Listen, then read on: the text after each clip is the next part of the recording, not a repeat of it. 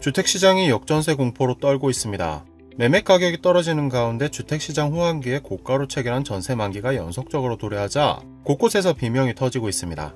특히 임대사업자가 코너에 몰렸다며 아우성입니다. 구독과 좋아요, 알림 설정부터 부탁드립니다. 지금 전셋집 두 곳 중에 한 곳은 역전세 위험에 노출되어 있다는 분석이 나왔습니다.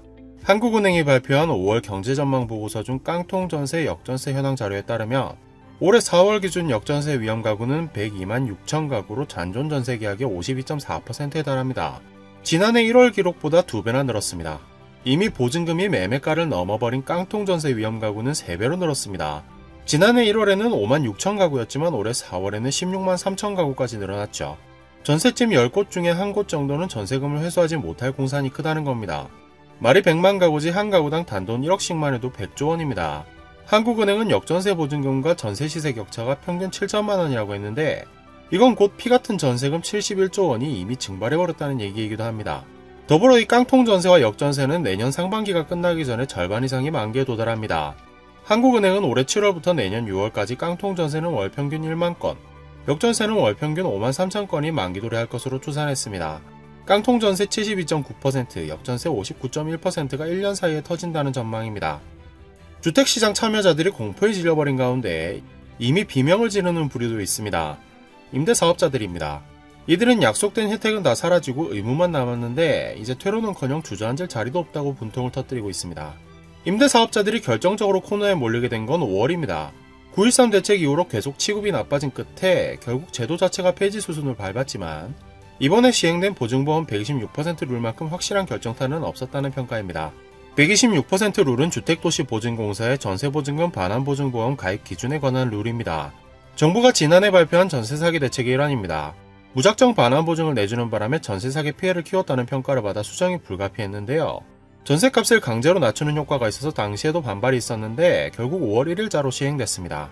간단하게 정리하면 가입 기준 중 전세가율 요건을 100%에서 90%로 낮추고 여기에 주택가격 산정 기준 중 공시가격 적용 비율을 150%에서 140%로 낮췄습니다.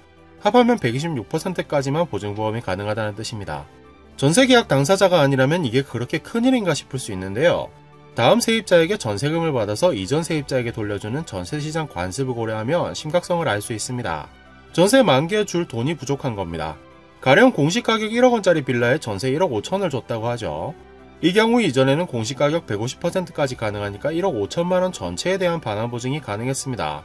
그런데 2년이 지난 지금은 공시가격에 변화가 없다고 가정해도 1억 2,600만 원만 반환보증이 가능합니다.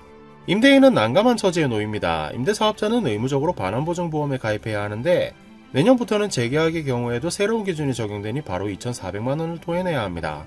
다른 세입자를 구해서 떼올 수도 없습니다. 1억 2,600만 원까지만 반환보증을 들 수 있는 집에 누가 1억 5천만 원을 주고 들어오겠어요? 더구나 한 채도 아니고 두세 채를 보유하고 있다면 부담은 그만큼 뻥튀기 됩니다. 국토부 자료에 따르면 2019년 기준으로 임대사업자가 누적 48만 1천 명이었는데 임대주택은 150만 가구가 넘었죠. 임대사업자들이 평균 3채씩은 보유하고 있었다는 얘기입니다. 코너에 몰린 임대사업자들은 은행문을 두드리고 있습니다. 금융권에 따르면 올해 들어 5월까지 4대 은행에서 신규로 취급한 전세보증금 반환대출은 2조 6,885억 원, 주금공에 접수된 임차보증금 반환 목적 특례보금 자리로는 신청금액이 2조 49억 원입니다. 투자의 책임을 임차인들에게 전가하지 않겠다는 명분이 빛납니다만 앞서 확인한 역전세 규모를 고려하면 언발의 오줌누기 정도로 보이는 것도 사실입니다. 대출로도 문제를 해결하지 못한 임대사업자들은 아예 DSR 완화를 요구하고 나섰습니다. 지금은 주담대에 DSR 규제가 적용되기 때문에 소득이 높지 않은 다주택자는 문제를 해결할 만큼 대출을 일으킬 수가 없죠. 사실 정부 입장에서는 가계부채 규모를 키우게 될 이 방안을 반길 수 없겠습니다만 이대로 방치하면 임차인 100만 가구가 위기에 내몰리게 되죠. 결국 추경호 부총리와 원희룡 국토부 장관은 한시적으로 보증금 반환 목적으로 전세금 차익 정도까지만 DSR을 풀어주는 방안을 밝혔습니다. KB금융지주 경영연구소에서도 비슷한 취지의 제언이 나왔습니다. 전세제도의 구조적 리스크 점검과 정책 제언 보고서에서는 DSR 규제를 폭넓게 적용할 필요가 있다고 강조하면서도 전세보증금 반환 목적 대출에 한해서는 신중한 검토를 통해 1.5억 원 한도에서 DSR 적용 배제도 고려할 필요가 있다고 봤습니다. DSR 규제 완화에 대해서는 걱정하는 목소리는 높습니다. 갭투자로 집을 모은 다주택자들의 숨통을 틔워줘서 존버를 돕는 효과가 있다는 명분 문제도 있고 그러지 않아도 위험 수위인 가계부채 규모를 더 키울 수 있다는 현실적인 문제도 있습니다. 위험이 큰 만큼 DSR 규제를 확 풀어주는 일은 없을 것 같네요.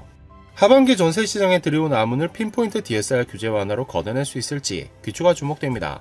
오늘 준비한 이야기는 여기까지입니다. 이야기가 마음에 드셨다면 구독과 좋아요, 알림 설정도 부탁드립니다.